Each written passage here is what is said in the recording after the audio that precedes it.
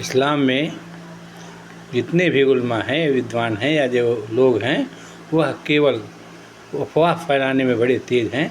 ये देखा जाए तो वास्तव में वह अफवाह फैला करके उल्टा सीधा समझा करके लोगों को जान लेने में आमादा रहते हैं। छोटे छोटे बच्चों को बताते हैं ये तुम मरोगे और बम लेकर मरोगे तो तुमको 72 वर्षीय हूरें मिलेंगी।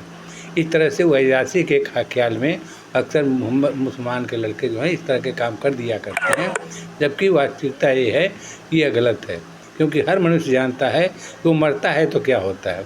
मरता हो तो कब्र में दफन हो जाता है, कब्र के अंदर उसके लिए कुछ सामान रख दिया जाता है और उसके बाद से कब्र को बंद कर दिया जाता है।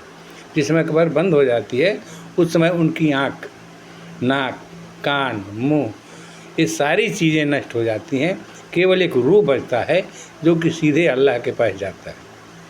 अब रूह जाता है तो रूह में तो आँख, कान, नाक जाता नहीं है, तो किस तरह से वो 72 हूर देखेंगे।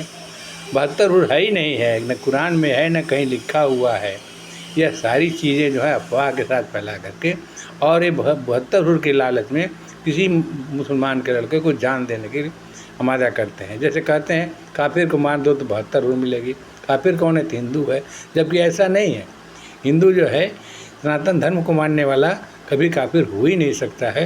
ये कुरान कहता है, कुरान में इसका बहुत बड़ा जिक्र है।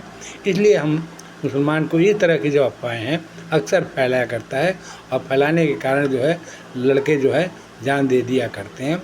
लेकिन जब उसके पास जाएगा तो उसके पास नाक नहीं रहेगा, मुंह नहीं रहेगा, तो किस तरह उसको चुम्मा लेगा। हाथ नहीं रहेगा तो कैसे पकड़ लेगा।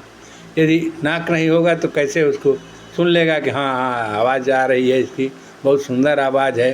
तो इस तरह से ये सब अफवाहें फैला करके और एक बहुत बड़ा जो है ऐसे का अड्डा जो है मुसलमानों के हाथ में थमा दिया जाता है, जिसके कारण कि मुसलमान जो है वो बरगला रहे हैं।